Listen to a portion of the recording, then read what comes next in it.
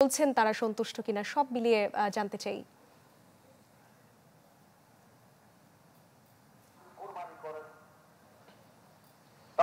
এই মুহূর্তে চট্টগ্রামের জঙ্গলফলাতে প্রধান জামাত শেষে এখন দ্বিতীয় জামাতের যে প্রস্তুতি সেটি চলছে। দ্বিতীয় জামাতে মুসল্লিরা অংশ নিতে শুরু করেছেন। এর আগে প্রধান যে জামাত অনুষ্ঠিত হয়েছে সেখানে আমরা হাজার হাজার মানুষকে দেখেছি, তারা জামাতে অংশ নিয়েছেন। আর এছাড়া সেখানে বিভিন্ন রাজনৈতিক দলের নেতৃবৃন্দের পাশাপাশি city mayor doctor Sadat Hossain সহ বিশিষ্টজনরা অংশ নেন। সেই জামাত শেষে সবার রাজনীতিবিদদের আসলে একটি প্রত্যাশা ছিল, সে প্রত্যাশা তারা বলছেন স্বাধীনতার পর থেকে বাংলাদেশে কখনো আসলে ত্যাগের যে রাজনীতি, সেই রাজনীতি তেমন একটি সাধারণ মানুষ বাংলাদেশের মানুষ পায়নি। এবার অন্তত যেন সাধারণ মানুষের জন্য, দেশের মানুষের জন্য ত্যাগের যে রাজনীতি, সেই রাজনীতি যেন করা হয়, সে প্রত্যাশা তারা ব্যক্ত করেছেন। আর প্রধান জামাত শেষে মানুষ তারা পশু কোরবানি দিতে বের হয়ে গেছেন। যারা প্রধান জামাতে অংশ নিয়েছিলেন তারা নগরীতে 250টির বেশি কিন্তু জামাত অনুষ্ঠিত হওয়ার কথা রয়েছে। সে 250টির মধ্যে কিন্তু অধিকাংশই কিন্তু এখন 7:30টা থেকে 8:30টার মধ্যে অনুষ্ঠিত হচ্ছে। এরপরে পশু যে জবাইয়ের যে কার্যক্রম সেটি শুরু হবে। আর এখন দ্বিতীয় জামাতের যে বয়ান খুতবা সেটি আসলে প্রদান চলছে। আমরা যারা আসলে অংশ নিচ্ছেন, আমরা একটু জামাতে যারা অংশ নিচ্ছেন তাদের সাথে একটু কথা বলবো। এই যে ঈদের যে জামাত যে লক্ষ্য উদ্দেশ্য কেমন লাগছে জামাতে অংশ নিতে? আলহামদুলিল্লাহ ভালো লাগছে এই জামাতে অংশগ্রহণ করতে পেরে। আর ডক্টর মেয়র সাদাতকে ধন্যবাদ জানাবো এত সুন্দর ঈদের আয়োজন করার জন্য। আর দেশবাসীকে ঈদের শুভেচ্ছা।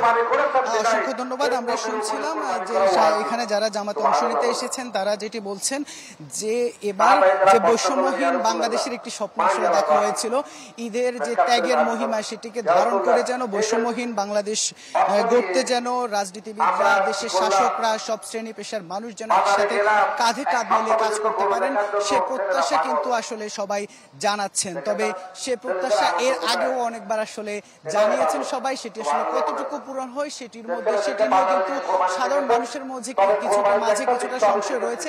তবে তারা আশা দেখতে চান, তারা প্রত্যাশা করতে চান। আর সামনে যে জাতীয় নির্বাচন, সেই নির্বাচনকে ঘিরে এই যে রাজনীতিবিদদের যে প্রত্যাশা, ঈদের দিনে রাজনীতিবিদদের যে প্রত্যাশার কথা মানুষের শোনায়, সেটির জন্য আসলে পূরণ হয়, সেই চাওয়া আসলে সে প্রত্যাশাই করছেন সাধারণ মানুষ। ইবেন মির, ধন্যবাদ আপনাকে। দর্শক, এবারে আমরা চলে যেতে চাই সিলেটে। সেখানে আছেন আমাদের সহকর্মী আজহার উদ্দিন শিমুল। শিমুল, আপনি যেখানে আছেন সিলেটের, সেখানে কেমন আয়োজন দেখছেন জানাবেন।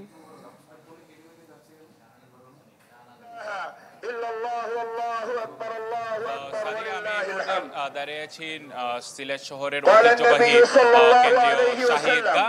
এটা 100 বছরের পুরনো একটি ঈদগাহ এবং সকালে এখানে একটি মাত্র ঈদের জামাত অনুষ্ঠিত হয়েছে। সকাল 8টার দিকে এখানে ঈদের জামাত অনুষ্ঠিত হয়েছে। এখন আসলে খুতবা চলছে এবং সিলেটের অনেকগুলো মসজিদ এবং ঈদগাহে কিন্তু আজকে ঈদের জামাত অনুষ্ঠিত হবে। আমাদেরকে সিলেট জেলা প্রশাসন জানিয়েছে যে সিলেট জেলা 2941টি স্থানে আসলে ঈদের জামাত অনুষ্ঠিত হবে। তার মধ্যে সিলেট মহানগর এলাকায় 390টি স্থানে ঈদের জামাত অনুষ্ঠিত হচ্ছে এবং এই ঈদগাহ ছাড়াও কিন্তু সিলেটের বন্দরবাজার এলাকায় নগরের হযরত শাহজালাল রহমতুল্লাহ আলাইহি এবং শাপন রহমতুল্লাহ আলাইহির মাজার প্রাঙ্গণে কিন্তু ঈদের জামাত অনুষ্ঠিত হবে এবং আমরা দেখেছি সকাল 7টায় কিন্তু সেখানে ঈদের জামাত অনুষ্ঠিত হয়েছে। সিলেট যেহেতু আসলে প্রবাসী অধ্যুষিত এলাকা, এখানে আসলে প্রবাস থেকে প্রচুর মানুষ আসেন পরিবার পরিজনের সাথে ঈদ করতে এবং এখানে কিন্তু আপনি নিশ্চয়ই দেখতে পাচ্ছেন যে কানায় কানায় পূর্ণ হয়ে গেছে। এখন যেহেতু খুতবা চলছে, অনেকে আসলে নামাজ শেষ হওয়ার পরও কিন্তু অনেকে গিয়েছেন, তারপর আসলে কানায় কানায় পূর্ণ রয়েছে এবং এখানকার আইন শৃঙ্খলা বাহিনীর সদস্যরা আমাদেরকে জানিয়েছেন এখানে আসলে তারা 4 স্তরের নিরাপত্তা ব্যবস্থা প্রয়োগ করেছেন এবং পুরো শহর জুড়ে তারা 7 স্তরের নিরাপত্তা প্রয়োগ করেছেন। আমরা দেখেছি সিলেট শহরের মোড়ে মোড়ে কিন্তু চেকপোস্ট বসিয়েছে পুলিশ। এছাড়া এই যে ঈদগাহ রয়েছে, এই ঈদগাহে আমরা দেখেছি যে পুলিশ আসলে 4টি পয়েন্টে কিন্তু চেকপোস্ট বসিয়েছে এবং যারা মুসল্লিরা রয়েছেন তাদেরকে তারা তাদের সিকিউরিটি নিশ্চিত করছেন। সব মিলিয়ে আসলে বলা যায় যে মানুষ কিন্তু আনন্দ উৎসব মুখরভাবে কিন্তু তাদের এই উদযাপন করছে এবং পরিবেশ খুবই অনুকূলে রয়েছে এবং আবহাওয়া আসলে আরো কয়েকদিন ভালো থাকবে। আপনাকে জানাই রাখি গতবার কিন্তু আসলে সিলেটে বন্যা পরিস্থিতির কারণে কিন্তু মানুষ আসলে একসঙ্গে ঈদের জামাত একসাথে অংশগ্রহণ করতে পারেনি। এবার সিলেটবাসী একসাথে এই ঈদের জামাতে অংশগ্রহণ করেছেন এবং এই মুহূর্তে আসলে খুতবা চলছে। তো আমার কাছে সাথে এই ছিল সিলেট এবং জানিয়ে রাখি যে সিলেটের যেসব এলাকা রয়েছে সেসব এলাকাতে কিন্তু মানুষরা কিন্তু এই ঈদগাহে কিন্তু মানুষজন আসেন এবং এখানে সিলেট সিটি কর্পোরেশন, বিভাগীয় প্রশাসন, সিলেট জেলা প্রশাসনের যারা কর্মকর্তা রয়েছেন তারা কিন্তু এখানে অংশগ্রহণ করেছেন এবং এখানে আমরা দেখেছি যে যারা রাজনৈতিক নেতৃবৃন্দ রয়েছেন, বিশেষ করে বাংলাদেশ জাতীয়তাবাদী দল বিএনপি, এনসিপি, বাংলাদেশ জামাতে ইসলামের সিলেটের যারা নেতৃবৃন্দ রয়েছেন তারা আসলে অংশগ্রহণ করেছেন। এছাড়া সাধারণ মানুষ তো রয়েছেন। এই মুহূর্তে কিন্তু এই ঈদগাহ কিন্তু এখন কিন্তু আনুষ্ঠানিক মুনাজাত শুরু হয়েছে এবং বন্দর জামে মসজিদের যিনি ইমাম রয়েছেন তিনি আসলে এই মুনাজাতটি পরিচালনা করছেন এবং তিনি আসলে কিছুক্ষণ আগে তার খুতবায় কুরবানির যে আনুষ্ঠানিকতা রয়েছে, কুরবানির যে তাৎপর্য রয়েছে সেটা তিনি আসলে আনুষ্ঠানিকভাবে বলেছেন এবং মানুষ যাতে আসলে সঠিক নিয়মে কুরবানি দিতে পারে তাদের যে কুরবানিযোগ্য পশু সেটাও তিনি আহ্বান জানিয়েছেন। একই সাথে বর্জ্য ব্যবস্থাপনার জন্য সিলেট সিটি কর্পোরেশনের যারা দায়িত্ব রয়েছেন আসলে তারা গতকাল থেকে আসলে মাইকিং করেছেন।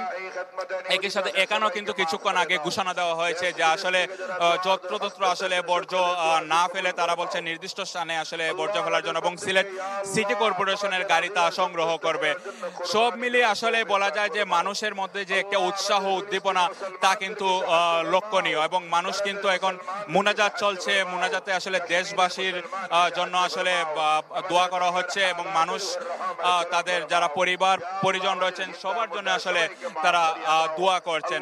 সিলেটে আসলে আরো অনেকগুলো ঈদগাহ রয়েছে, সেখানে আসলে সকাল 7টা আমরা দেখেছি ঈদের জামাত অনুষ্ঠিত হতে এবং 8টায় অনেক জামাত অনুষ্ঠিত হয়েছে এবং হযরত শাহজালাল রহমতুল্লাহ আলাইহির মাজারে 9টার সময় একটি জামাত অনুষ্ঠিত হওয়ার কথা রয়েছে এবং আমরা সিলেট সিটি কর্পোরেশন জানিয়েছে যে ঈদগাহর পাশাপাশি কিন্তু অনেক খোলা স্থানও আসলে কিন্তু ঈদের জামাত অনুষ্ঠিত হচ্ছে এবং আইন শৃঙ্খলা বাহিনীর সদস্যরা কিন্তু তারা যথেষ্ট পরিমাণ দায়িত্ব পালন করছেন এবং এর মধ্য দিয়ে কিন্তু আসলে এখানে মুনাজাত শেষ হয়েছে। এখন মানুষ তাদের আসলে বাড়িঘরে ফিরবেন এবং তারা কুরবানির জন্য প্রস্তুতি নেবেন।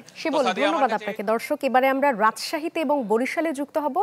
রাজশাহীতে ঈদ জামাতের খবর জানাতে আমাদের সঙ্গে যুক্ত আছেন সহকর্মী আবরার শাইর এবং বরিশাল থেকে যুক্ত হচ্ছেন কাউসার হোসেন রানা। শুরুতে একটু রাজশাহীতে যেতে চাই। রানা, আবরার শাইর আছেন। শাইর, ঈদ মোবারক। শাইর, একটু জানতে চাই যে এবার রাজশাহীতে কয়টি স্থানে ঈদের জামাত অনুষ্ঠিত হচ্ছে এবং সব মিলিয়ে পরিবেশ কেমন দেখছেন একটু জানাবেন।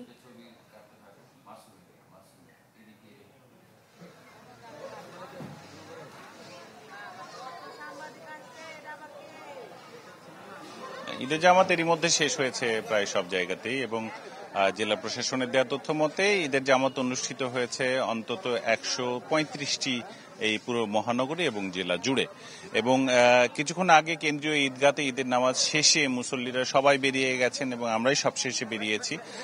পাশেই এখন যে দরগাপাড়া রয়েছে সেখানে আমরা দেখতে পাচ্ছি যে মুসল্লিরা ঈদের জামাত শেষে তারা এখানে এসে কোরবানি এরই মধ্যে করে ফেলেছেন তাদের যে প্রিয় পশু সেটিকে এবং এরই মধ্যে দিয়ে আসলে মূল আনুষ্ঠানিকতা নামাজ শেষে সেটি শুরু হয়েছে এবং শুধু এখানে নয়, পুরো রাজশাহী জুড়ে, পুরো দেশ জুড়ে কিন্তু এই কোরবানির যে আয়োজন সেটি চলছে, এরই মধ্যে শুরু হয়ে গেছে।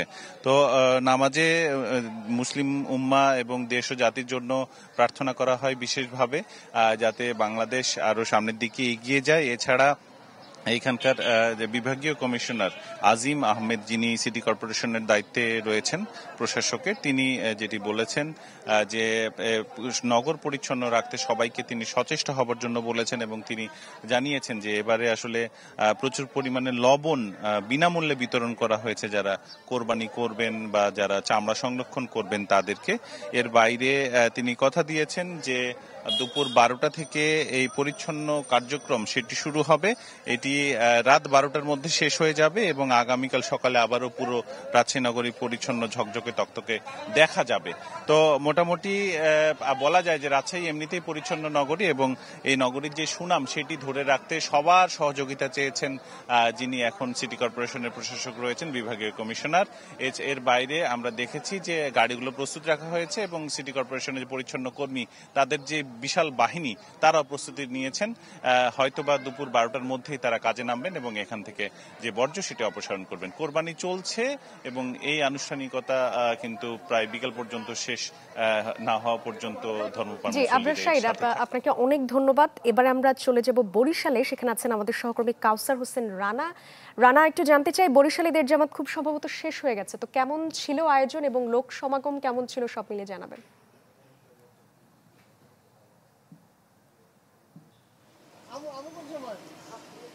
সাদিয়া, ঈদ মোবারক আপনাকে। এবং যে বিষয়টি বলছিলেন যে বরিশালের কেন্দ্রীয় হেমায়েতুদ্দিন ঈদগাহ ময়দানে ঈদের প্রধান জামাত অনুষ্ঠিত হয়। সকাল 7:30টায় জামাতটি অনুষ্ঠিত হয়। এই জামাতে বরিশালের সিটি কর্পোরেশনের বর্তমান প্রশাসক, বরিশালের বিভাগীয় কমিশনার রায়হান কাউসার, বরিশালের জেলা প্রশাসক মোহাম্মদ দেলাওয়ার হোসেন সহ অন্যান্য বিভিন্ন রাজনৈতিক সংগঠনের নেতৃবৃন্দ এবং সামাজিক সাংস্কৃতিক সংগঠনের নেতৃবৃন্দ এই জামাতে অংশগ্রহণ করেন। এই ময়দানটি বরিশাল নগরীর ভিতরে অন্যতম বৃহৎ একটি ময়দান এবং এখানে প্রায় একসাথে 5,000 মুসল্লি একসাথে ঈদের জামাত আদায় করতে পারেন, এরকম একটি পরিবেশ এখানে রয়েছে। আমরা দেখেছি যে বৃষ্টিতে যেন কোনো ধরনের সমস্যা না হয় এই জন্য পুরো ঈদগাহ জুড়ে কিন্তু সামিয়ানা টানানো হয়েছিল এবং বৃষ্টিতে যেন সমস্যা না হয় এবং এর জন্য সামিয়ানা দোপাল্লা বা 3 পাল্লা করে দেওয়া হয়েছে যাতে কোনো সমস্যা না হয়। আর এছাড়াও বরিশালের চরমোনাইতে ঈদের অন্যতম বৃহৎ একটি জামাত অনুষ্ঠিত হয়। এটি চরমোনাই মাদ্রাসা ময়দানে অনুষ্ঠিত হয়। পাশাপাশি উজিরপুরের গুঠিয়ায় বাইতুল আমান জামে মসজিদ যেটি রয়েছে সেখানেও ঈদের জামাত অনুষ্ঠিত হয়।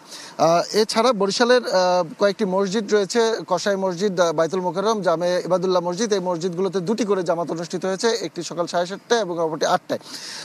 এরপরে বাকি যে অন্যান্য জায়গাগুলো রয়েছে, বরিশালের কয়েকশো মসজিদ আছে, এগুলোতে জামাত অনুষ্ঠিত হয়েছে। আপনি জানেন যে পরবর্তী কার্যক্রম হচ্ছে পশু কোরবানি। তো সেই পশু কোরবানির বিষয়ে কিন্তু এখানে যিনি প্রশাসক রয়েছেন সিটি কর্পোরেশনে, তিনি আমাদেরকে জানিয়েছেন যে বরিশাল নগরের 30টি ওয়ার্ডে 202টি স্পট নির্ধারণ করা হয়েছে। সেই 202টি স্পটে তারা পর্যাপ্ত ব্যাগ এবং ব্লিচিং পাউডার দিয়ে রেখেছেন এবং নগরবাসীকে আহ্বান জানিয়েছেন যেন সুষ্ঠু পরিবেশে সুস্থভাবে আর কি পরিচ্ছন্ন করা হয় খুব দ্রুত। এই ছিল এখানকার সর্বশেষ পরিস্থিতি। আপনাকে অনেক ধন্যবাদ। দর্শক, পালিত হচ্ছে পবিত্র ঈদুল আজহা এবং দেশের বিভিন্ন প্রান্ত থেকে ঈদুল আজহার জামাতের খবর জানাতে আমাদের সহকর্মীরা আমাদের সঙ্গে যুক্ত ছিলেন দেশের বিভিন্ন স্থান থেকে। First class